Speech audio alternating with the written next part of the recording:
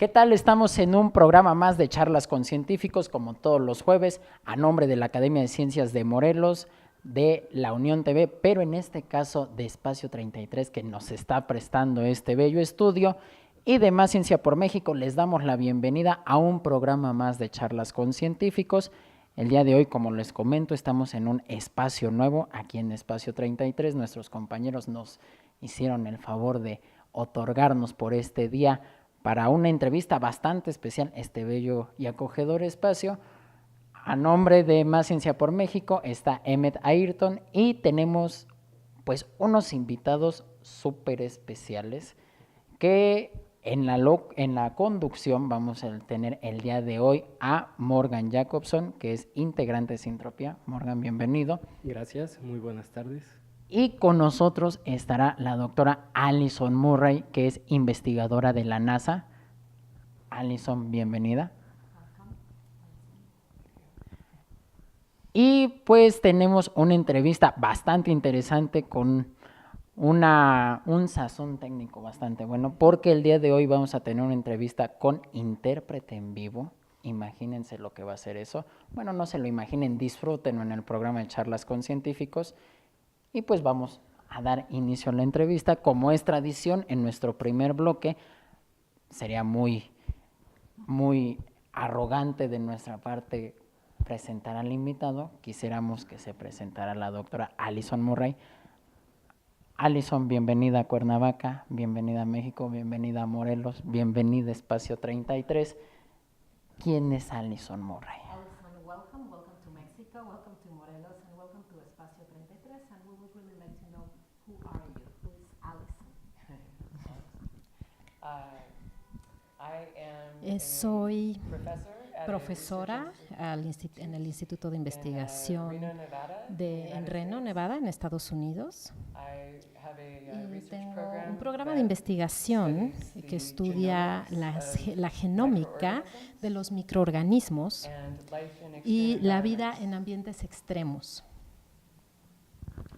Alison, ¿qué fue lo que tú estudiaste para llegar a este lugar en donde estás? So what did you study to get where you are? Comencé estudiando bioquímica y posteriormente trabajé adaptando la bioquímica a las neurociencias.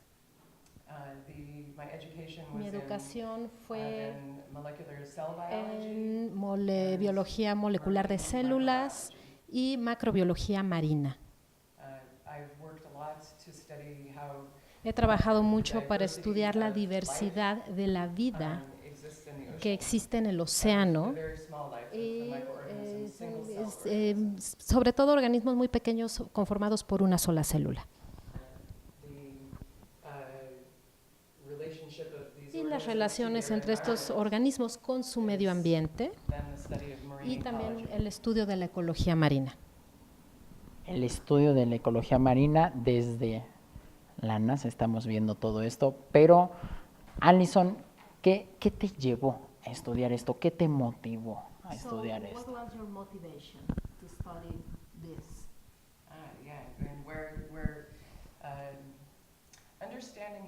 Comprender cómo funcionan los ecosistemas marinos y los ciclos de los elementos en los océanos, del carbono y del nitrógeno, el fósforo y todos estos elementos que están controlados por los microorganismos. Me fascinaron los ciclos, y en el momento en el que yo empecé no teníamos realmente idea de cómo eran o cuáles eran estos organismos. Estos organismos que tú estudias y que, como nos mencionas, están presentes en el mar, ¿qué características tienen? What are the main features of these organisms you are talking about? Mi investigación me llevó a la Antártida y comencé a hacerme esta pregunta de cuáles son los organismos que viven ahí y cómo funcionan en ese ecosistema.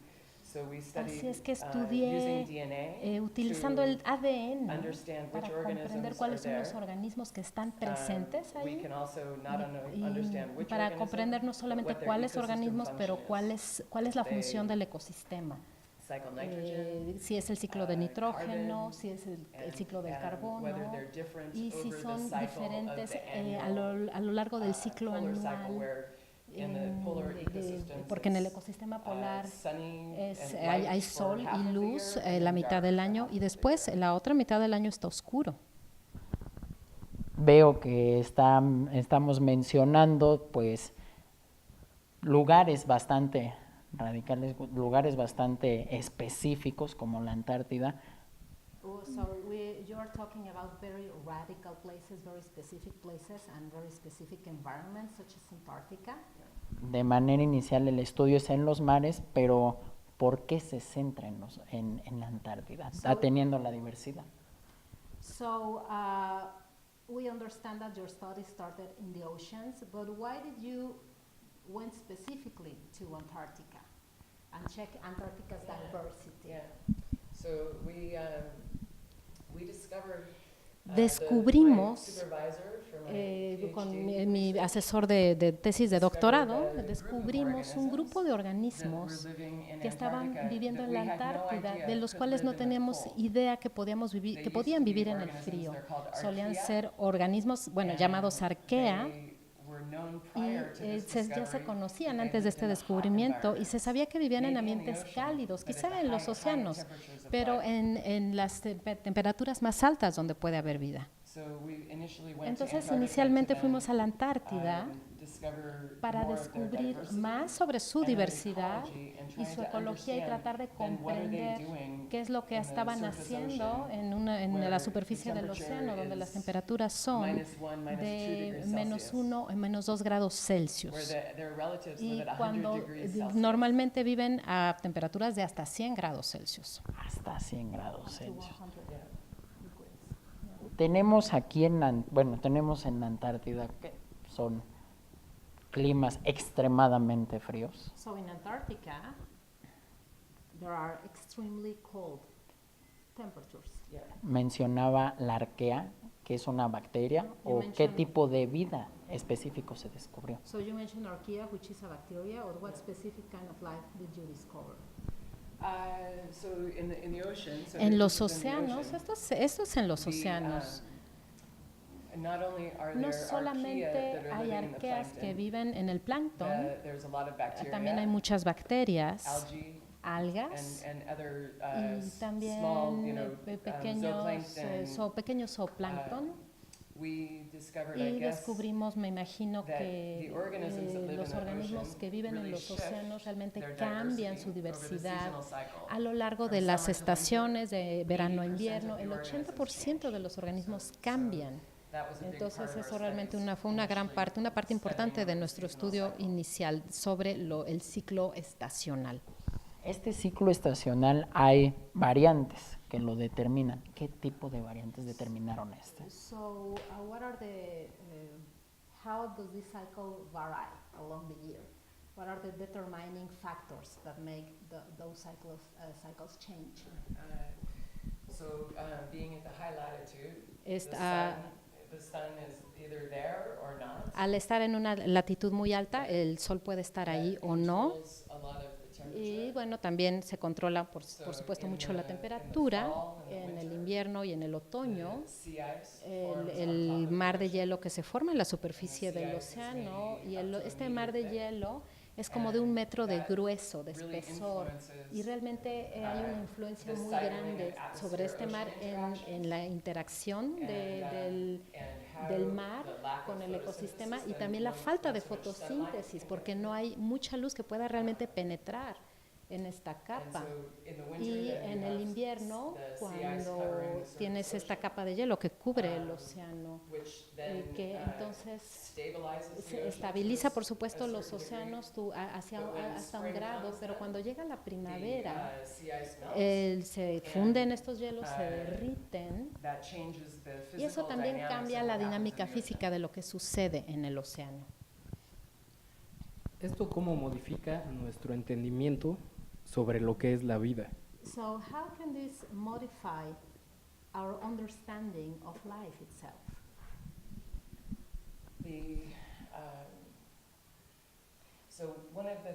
Una de las cosas que hemos comprendido de lo que realmente, cómo puede la vida sobrevivir en estas dinámicas tan largas, en un ecosistema físico de sol, luz del sol a oscuridad, nos da perspectiva de cómo los organismos que usan energía solar en el verano, cómo pueden usar esta energía y llevarla al ecosistema y hacer que el ecosistema traduzca esta energía a través de la columna de agua en el océano y cuando no hay energía solar durante el invierno. Los organismos en el océano de hecho tienen unas estrategias metabólicas distintas para lograr sobrevivir.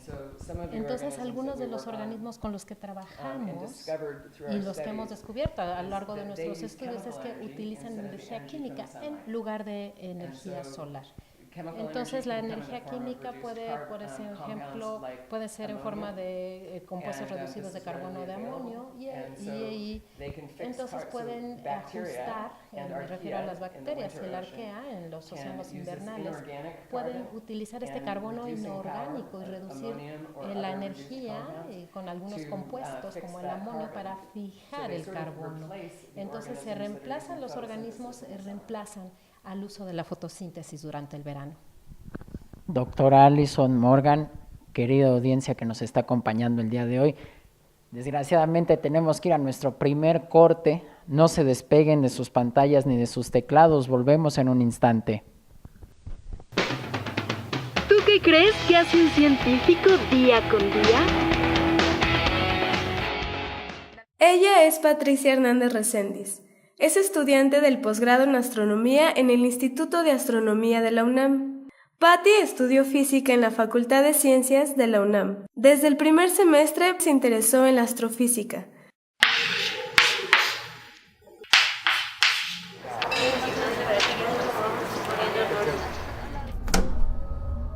Ella es la asesora de Patty, la doctora Antígona, una de las pocas astrobiólogas e impulsoras de esta rama en el país.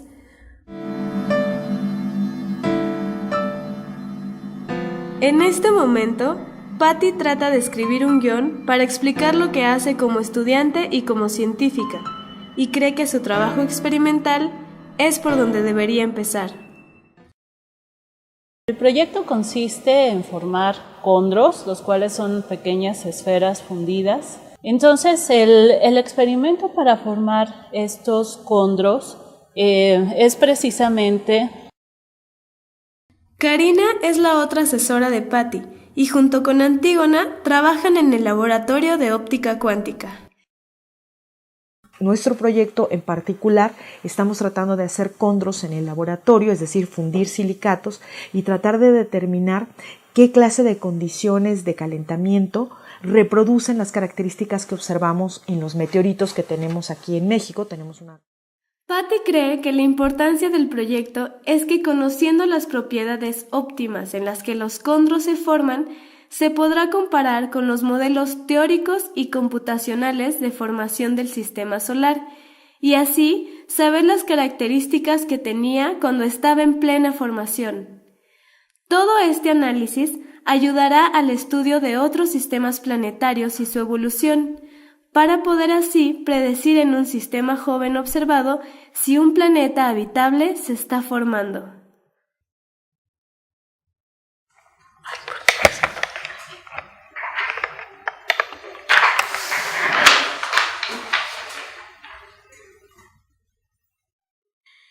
Ella es Patricia Hernández Reséndiz, estudiante del posgrado en astronomía, y quiere hacer un video explicando su trabajo en la ciencia, pero aún no decide por dónde empezar. Toma 1. ¿Qué son los condros?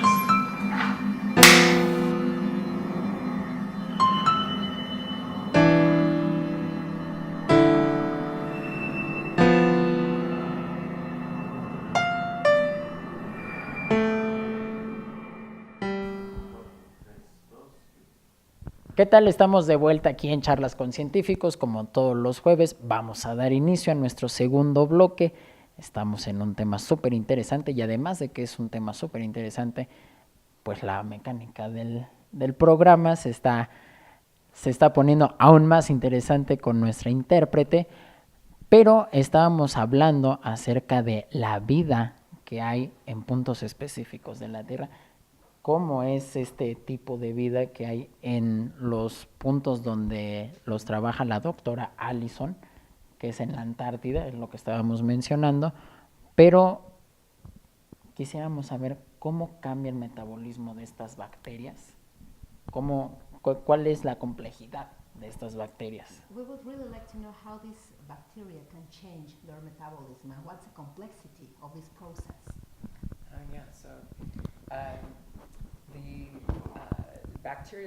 El metabolismo bacteriano del que estamos hablando cambia del verano al invierno, pero en diferentes organismos. Entonces, los organismos en el verano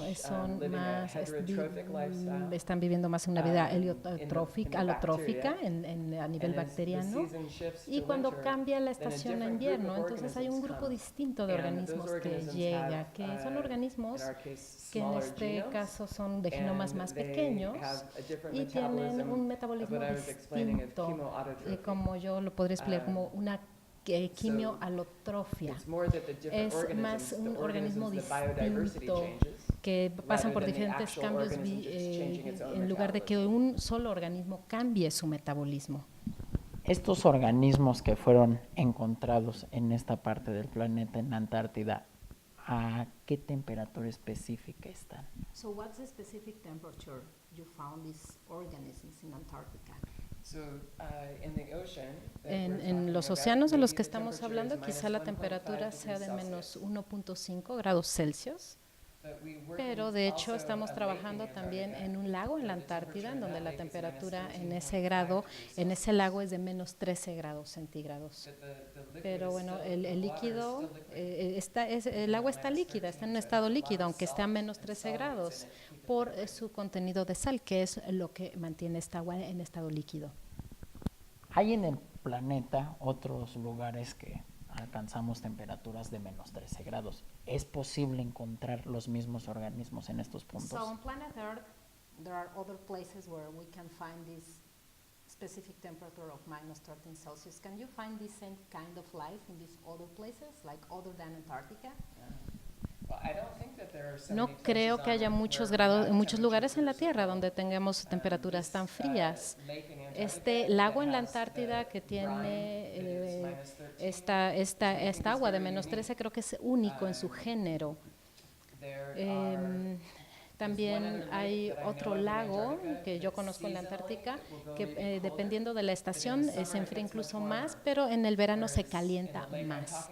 Y el lago del que estoy hablando, que se llama el lago Vida, que la temperatura se mantiene igual a lo largo de todo el año. Es una temperatura persistente de menos 13 grados. Quizá haya otros ecosistemas en el permafrost, por ejemplo, en Siberia o en el norte de Canadá, en los cuales la temperatura en el permafrost puede ser más o menos así de fría, pero no en una reserva líquida tan grande, que es lo que sí encontramos en la Antártida. Entonces, bueno, creemos que este lago, que tiene en su mayor parte hielo y que el líquido está a una temperatura de menos 13, es el único ecosistema que conocemos con estas características. Yo vi un documental hace algún tiempo, no soy experto en el tema, pero se comentaba que justamente en estas condiciones extremas se ha encontrado formas de vida que no están basadas en el carbono. Okay, so I'm not an expert or anything, but some time ago I watched a documentary, and I learned that on planet Earth there are certain places where extreme forms of life can actually happen based on carbon. Not No. on carbon. Not based on carbon.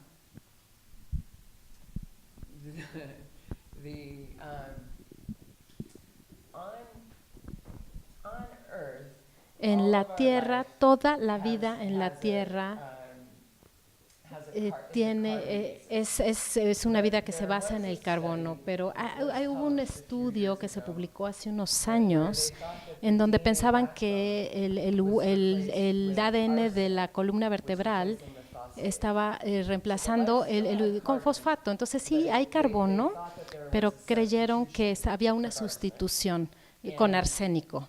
Entonces ese estudio, de hecho, se encontró que era no era correcto, era un estudio errado. Entonces, hasta donde sabemos, toda la vida en la Tierra tiene un ADN basado en un sistema de información que es un sistema basado en una columna vertebral de carbono, por decirlo de alguna manera. Hay algunos organismos que usan hidrógeno como fuente de energía, entonces hay diferentes tipos de fuentes de energía.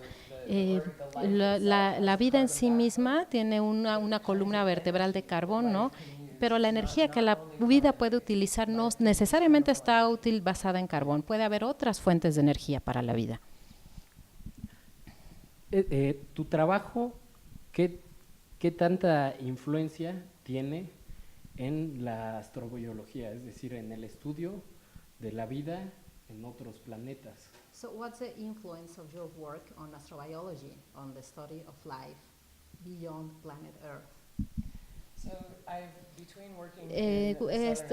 Entre haber trabajado en los océanos del sur y también en algunos de los glaciares en la Antártida y también en los lagos helados, congelados, desarrollamos una comprensión de la diversidad de la vida, de las temperaturas a las cuales la vida puede vivir, los hábitats que existen en los hielos, y eso nos ha hecho pensar que lo que entendemos en la Tierra nos puede dar una perspectiva de cómo puede ocurrir la vida en alguno de los planetas o de algunos de los cuerpos de hielo en nuestro sistema solar.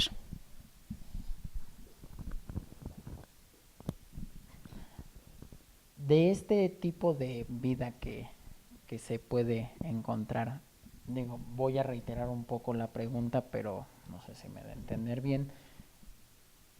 ¿Se ha descubierto la base de vida en otro planeta de este microorganismo o semejantes? Have you discovered this base of life in an organism in a place different from planet Earth so far? Hasta el momento no hemos descubierto vida en ningún otro lugar de nuestro sistema solar. La NASA no ha guiado todavía, no ha conducido un estudio específico de búsqueda de vida desde los años 70. Hubo 2 misiones que fueron al mismo tiempo a Marte. 2 misiones que aterrizaron en Marte, y la búsqueda de vida realmente fue el primer propósito de ambas misiones.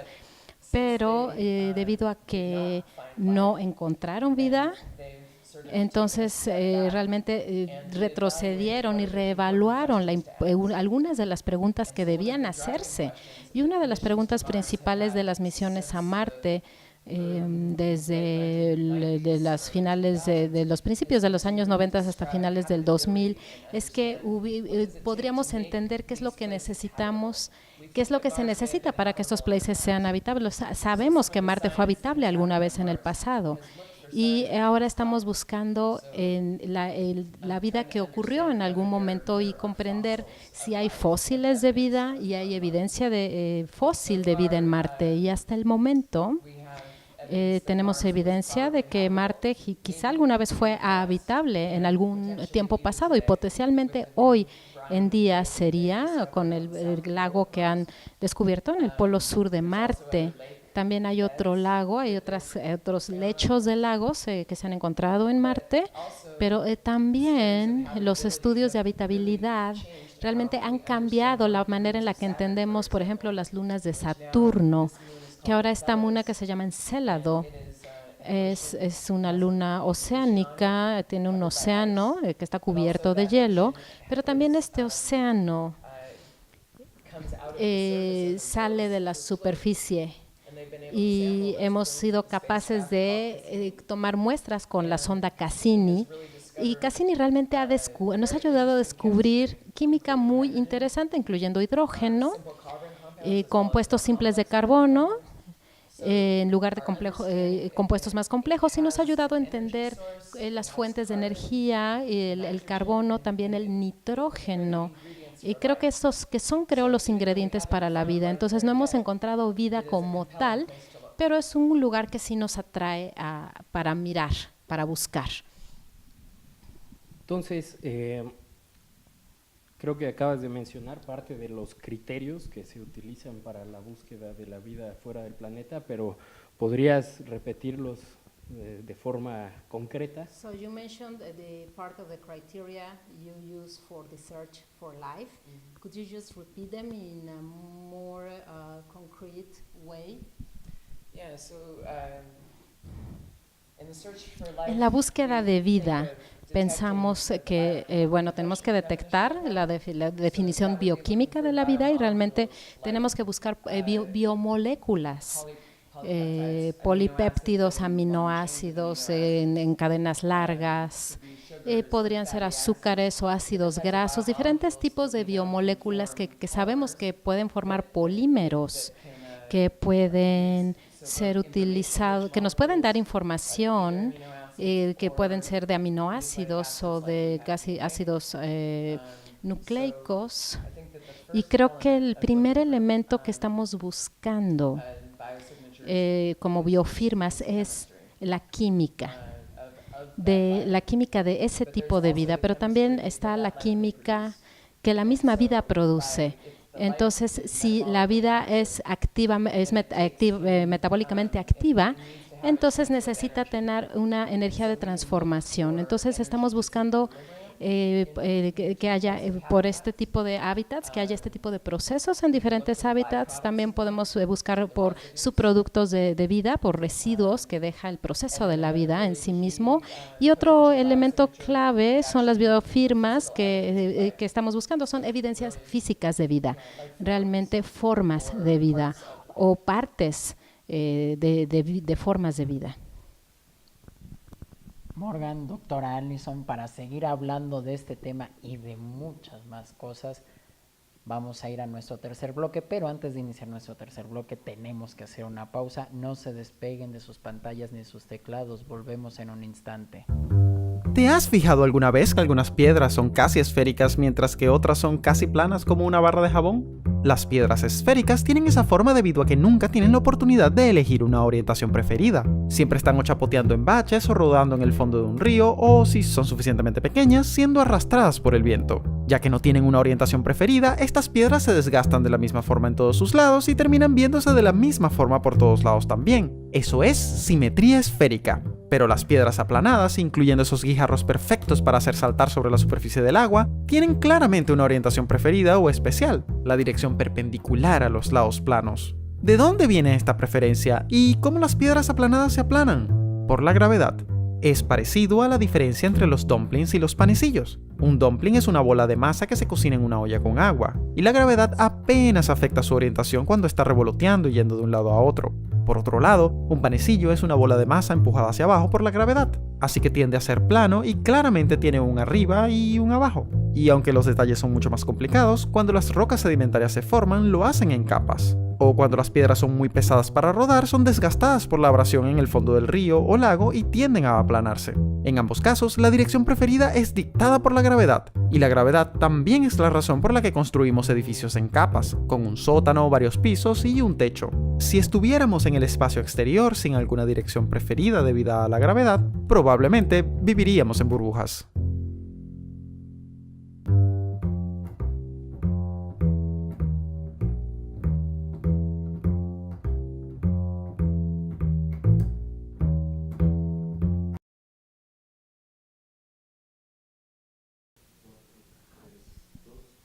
¿Qué tal? Estamos de vuelta aquí en el tercer bloque de Charlas con Científicos. Antes de dar inicio al tercer bloque, les recordamos seguirnos en nuestras redes sociales. En Twitter aparecemos como @charlasacmor y en Facebook como la Academia de Ciencias de Morelos. Pero pues para dar pie a este tercer bloque. Vamos a pasar con Morgan, que tiene bastantes preguntas acerca de este tema. Morgan, por favor. Gracias. Pues primero, dentro de nuestro sistema solar, ¿cuáles son los mejores candidatos que tenemos para encontrar vida? So within our solar system, what are the best candidates for us to actually find life? Ahora pensamos que en cuestiones que están fuera de nuestro sistema solar hay algunos mundos oceánicos que tienen tanto agua, que están cubiertos de hielo, que pensamos que pueden ser particularmente habitables. Uno de ellos se llama Europa, es una luna de Júpiter. Hay otro que se llama Encélado, que es una luna de Saturno. Y quizá el tercer lugar lo ocupe Titán, que también es una luna muy grande de Saturno. Pero también hay otros cuerpos que están en el sistema de Júpiter, Ganímedes, y también en Plutón. Podríamos considerar que podría ser un lugar potencialmente bueno para por lo menos tener hielo. Y si hay agua, bueno, pues esa también sería en este momento una pregunta. Podría darse el caso, según entiendo, en Titán existe líquido, pero no es agua, sino que es etano y metano líquido, si no me equivoco. ¿Podría existir vida en esas condiciones? In Titan, as far as I understand, there is actually liquid, but it's not exactly water. It is ethane and methane. Could life be fostered in this kind of within this kind of components? Esa es una muy buena pregunta. Sí, la vida existiera en estos lugares, creeríamos que podría ser muy diferente a la vida que conocemos aquí en la Tierra. Entonces, en la búsqueda de vida, en diferentes orígenes de la vida, en el sistema solar, si vamos, Titán podría ser un lugar muy interesante en donde podremos buscar, porque tiene un ciclo completo hidrológico que va de sólido a líquido a gaseoso. Entonces, no sé si podríamos reconocer esta forma de vida, sería un gran reto. Para el intelecto y algunos de los otros mundos oceánicos que ya sabemos que hay agua y hielo que son similares a la Tierra, quizá sean más fáciles de reconocer, pero la fascinación por cómo podría existir la vida en Titán de hecho está ahí, y hay gente que ha propuesto una misión para ir a Titán. La NASA está apoyando las fases tempranas de este proyecto. Bien. Por ejemplo, las condiciones físicas como la gravedad, ¿no?, el tamaño de un planeta, su densidad, todo este tipo de condiciones, ¿qué tanto influyen en el estudio de la vida? So the conditions of the actual body, such as gravity, atmosphere, size, how can these conditions affect the existence of life? Una de las cosas en las que estamos pensando es si los cuerpos en donde puede haber vida quizá necesiten contar con, tener el tiempo suficiente para proveer las condiciones para los orígenes de la vida. Entonces, los cuerpos solares que son más antiguos quizá tengan más oportunidad porque ya tener la química y las condiciones para que se origine la vida. Y Europa es un lugar en donde pensamos que puede suceder, que Europa ha sido estable, ha sido un mundo oceánico por más de 4.000 millones de años y similar a la Tierra en este aspecto. Y las condiciones pueden ser quizá las adecuadas para soportar la vida. La gravedad no es necesaria y la atmósfera tampoco es necesaria en realidad, especialmente como en Europa, si las formas de vida viven debajo de esta capa de hielo que previene que el agua salga y también la superficie de Europa tiene una radiación muy alta, pero creemos que el océano dentro de esta capa de hielo de Europa realmente podría ser en este sentido habitable. Adelante, adelante. Bien, por ejemplo, ¿se podría pensar en la existencia de vida en un planeta que no pertenezca a ningún sistema estelar? Could we think in a form of life of a planet that does not belong to any particular stellar system?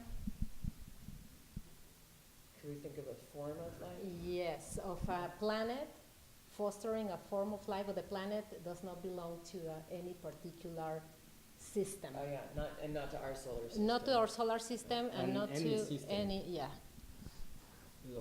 Bueno, más bien la pregunta sería primero, ¿existen planetas que no estén… Going around the star. Así es. Yeah.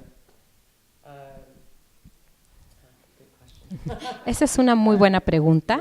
There's Eh, a lot of interest Hay right un now. gran interés en este sentido en los sistemas que están fuera de nuestro sistema solar.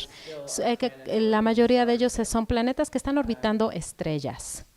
Whether Ya sea que the life that we que la vida understand best tal y como la comprendemos sea la vida, el tipo de vida que tenga que usar la energía solar, y eso realmente pone a la Tierra en una zona como de ricitos de oro, donde es un lugar que pensamos que tenemos la temperatura y donde puede suceder todos estos procesos metabólicos. Y si tenemos un planeta que no está orbitando ninguna fuente solar, entonces ese tipo de vida tendría que sobrevivir quizá a base de energía química, y que sabemos que existe en la Tierra. E incluso cuando pensamos cómo podría existir en Europa, no pensamos que podría existir con energía de sol. Creemos que debería de ser de un tipo de energía interna proveniendo del interior de Europa. Exacto, del núcleo de Europa. ¿Y qué tipo de vida podemos encontrar en Europa? And what kind of life could we find in Europa? So, as opposed to Titan. Al contrario de Titán, que que sí es fundamentalmente distinto, la Tierra, creemos que en Europa podría ser más reconocible, podría ser más similar a la vida en la Tierra. Las posibilidades es que haya energía hidrotérmica que provenga del lecho del océano en Europa.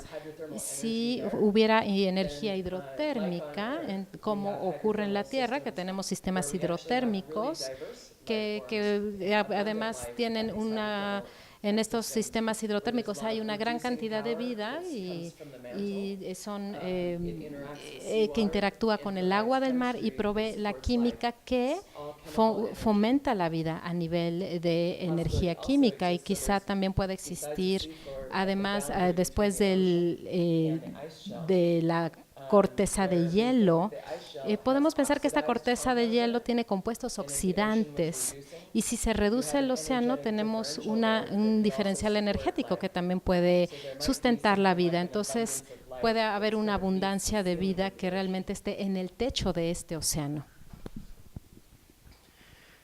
Yendo un poco más lejos de nuestro sistema solar, saliendo de este espacio, se puede pensar que exista, bueno, creo que a partir del telescopio Kepler, que se lanzó en el 2009, se potenció toda esta búsqueda fuera del sistema solar, y la pregunta ¿es posible que exista vida en un sistema estelar con una estrella radicalmente distinta al Sol? So, thinking beyond our solar system and considering that Kepler has helped us to make a lot of findings, do you think is it possible to find life on an exoplanet that's orbiting a star that has different qualities from the sun, from our sun?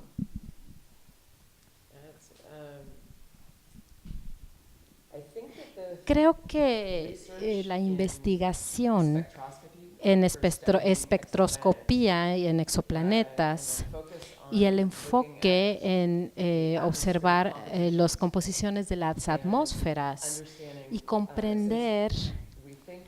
Nosotros pensamos que el universo, la química del universo funciona a todo lo largo del universo, y si encontramos los subproductos de vida en la atmósfera de algunos de estos exoplanetas, entonces yo no sé si definitivamente podremos afirmar que existe vida en estos planetas, pero podremos hacer hipótesis de que puede ser que la vida se produzca en estos lugares, o si podemos ver que hay un intercambio de estos productos que se consumen y se producen. La termodinámica es una cuestión universal que se produce de manera universal. Entonces creo que podríamos ciertamente hacer una hipótesis en ese sentido, en el sentido que pudiera haber vida en este tipo de planetas. Bien, antes de continuar con las preguntas, por desgracia tenemos que ir a otro comercial. No se despeguen de sus pantallas ni de sus teclados, sigan en esta entrevista en Charlas con Científicos.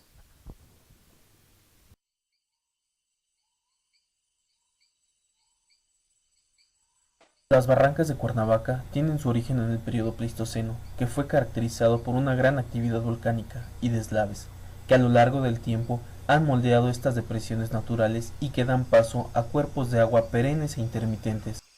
Cuernavaca cuenta con el mayor número de barrancas, ubicadas en la parte norte del estado y tienen su inicio en los municipios de Zempoala y Huitzilac, terminando en la parte sur del estado de Morelos, en los municipios de Zacatepec y Jojutla, uniéndose al río Amacuzac. Las barrancas fungen como depuradores naturales del agua, ayudan a la recarga de los mantos acuíferos, a la oxigenación, a la aireación y a la regulación de la temperatura. Estos espacios son los que determinan la belleza y el clima de la ciudad, gracias a los vientos anabáticos y catabáticos que circulan durante el día y la noche. La flora está constituida principalmente por pino-encino y selva baja caducifolia, donde podemos encontrar árboles de gran importancia como el amate amarillo, el ahuehuete, el matapalo, entre otros. La fauna está constituida principalmente por algunos grupos de organismos. Tal es el caso de las aves, insectos, peces, mamíferos, anfibios y reptiles. Dos organismos que destacan principalmente de estos espacios son Pseudopelusa dugesi, conocido como el cangrejito barraqueño, y Notropis bucardi, que es la carpa del Balsas. Estas depresiones han sido directamente afectadas por la mancha urbana, ya que han alterado en su totalidad estos espacios, rellenándolos para la construcción y vertiendo sus desechos como las aguas grises y negras, además de los residuos sólidos urbanos, trayendo como consecuencia focos de infección puntuales que afectan a la población y organismos que habitan en estos espacios, que prestan servicios ambientales importantes. Algunos organismos asociados a la contaminación de las barrancas son las bacterias, virus, hongos, protozoarios y elementos parásitos, que proliferan en estos espacios contaminados, que provienen de la materia fecal, causando enfermedades gastrointestinales y respiratorias. Ante esta problemática queda mucho por hacer y poco tiempo para actuar, debido a la acelerada contaminación de las barrancas y a la pérdida de su biodiversidad. Algunas alternativas para mejorar la calidad de estos espacios son áreas de valor ambiental, educación ambiental y salud pública, realización de macroproyectos, organización comunitaria y la canalización de las aguas residuales con su tratamiento previo.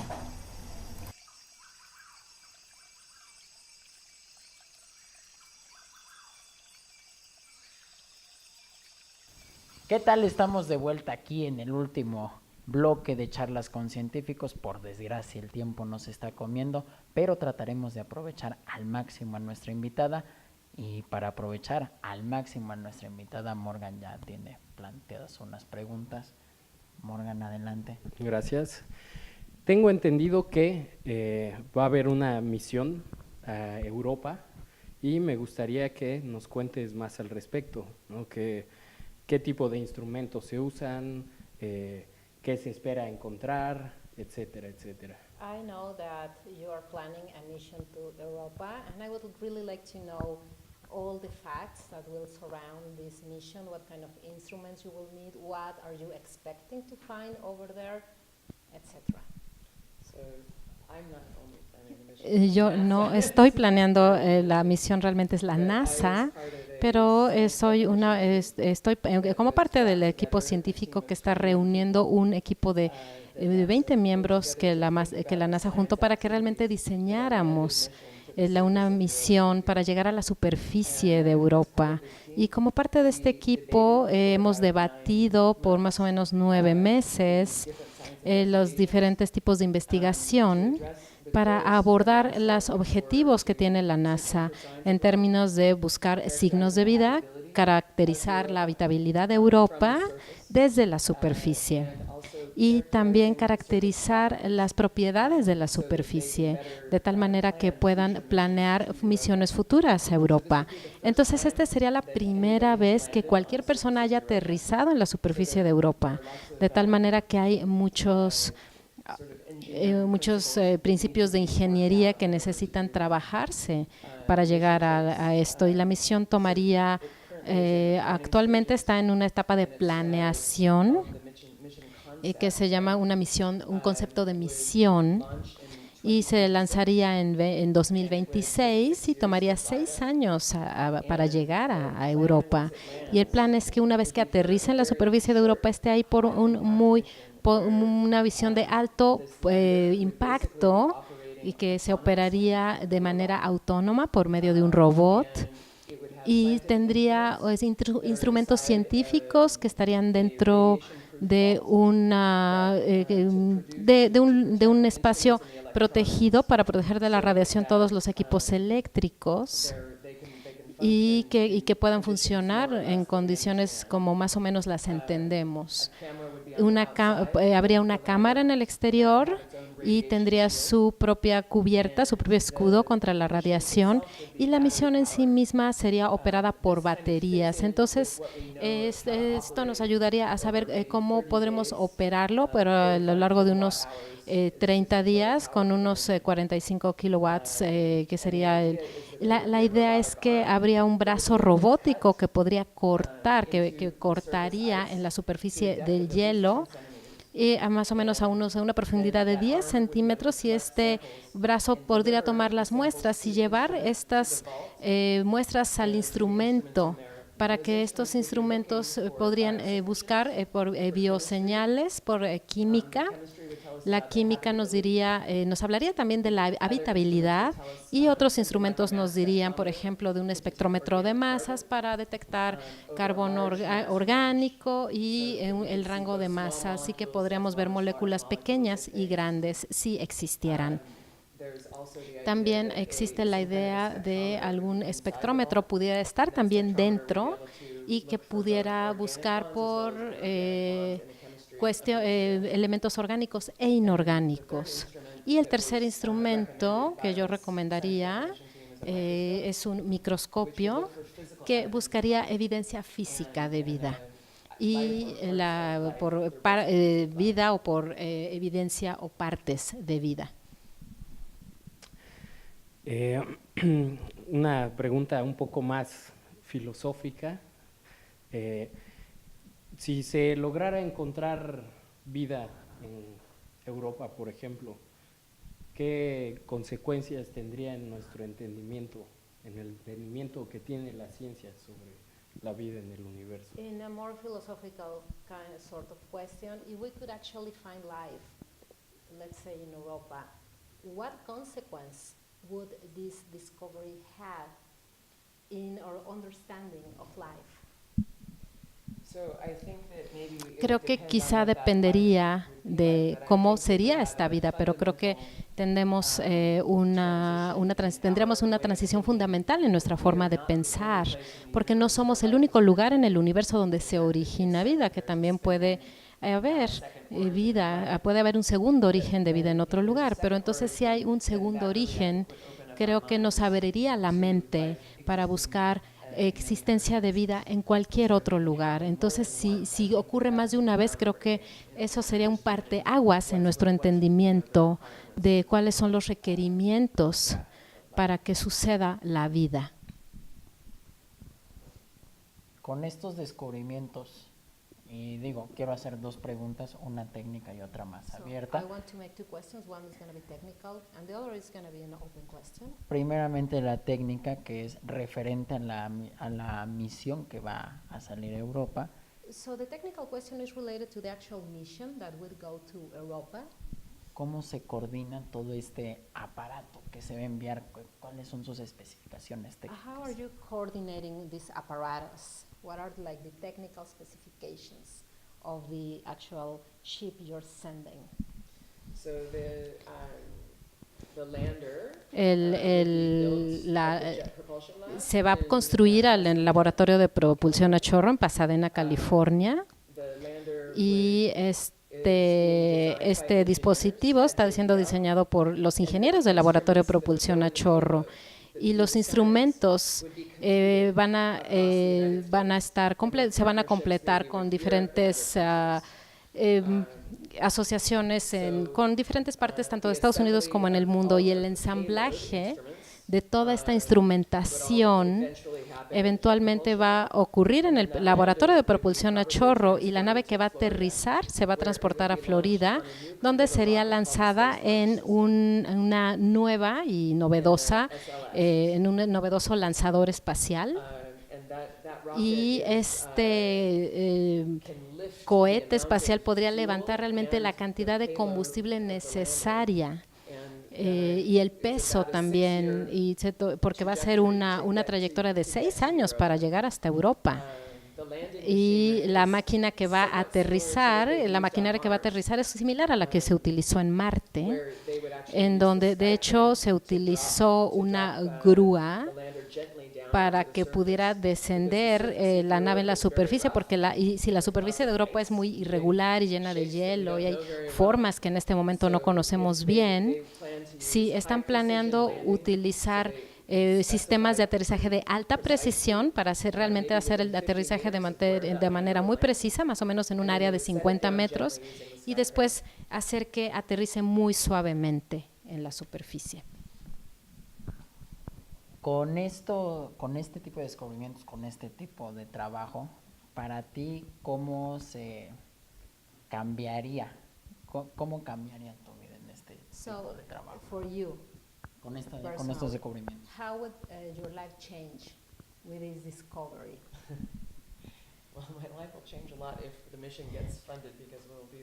Bueno, mi vida cambiaría en primer lugar si obtenemos los fondos para la misión, porque estaría muy ocupada. Pero si de hecho descubrimos los signos de vida, creo que podríamos realmente considerarlo como todo un éxito, y después, bueno, yo me retiraría y escribiría un libro. Y creo que ha sido una pregunta que me he hecho por muchos años a lo largo de mi vida.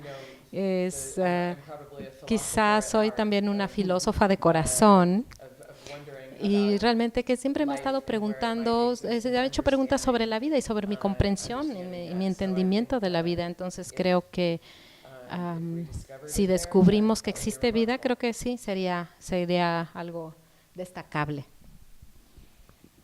Bien, por último, porque creo que se nos acaba el tiempo, me gustaría que nos hables un poco de la astrobiología en México, si aquí se hace ese tipo de investigación, y también, sí, bueno, ¿qué te ha parecido este país en tu visita? So time is almost over, so we would like to know if what's going on in Mexico, if there are people doing research on astrobiology in Mexico, what is going on in the field of astrobiology in our country, and what was your trip in Mexico, your experience in Mexico.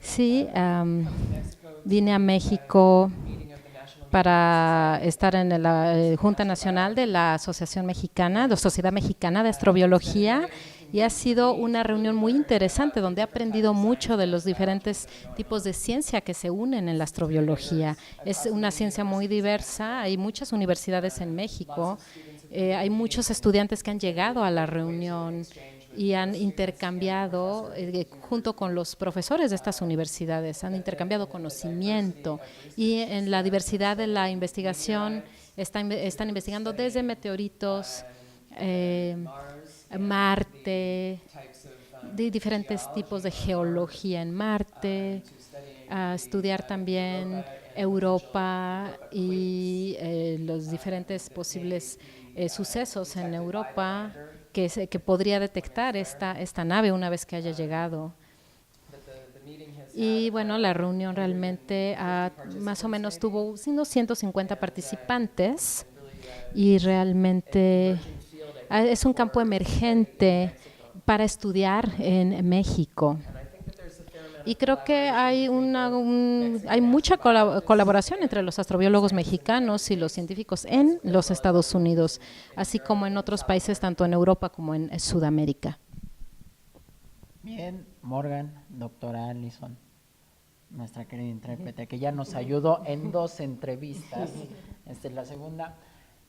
El tiempo es cruel, y el tiempo es tan cruel que hizo que se termine este programa. A nombre de la Academia de Ciencias de Morelos, de Más Ciencia por México y de Sintropía Red de Juventudes, les damos las gracias. El día de hoy nos acompañó Morgan Jacobson de Sintropía, muchas gracias por la invitación, un placer estar con ustedes. Y también nos acompañó la doctora Allison Murray, quien es investigadora de la NASA, y Emmet Ayrton aquí en este espacio Espacio 33. No se pierdan todos los jueves la programación de Charlas con Científicos. Muchas gracias.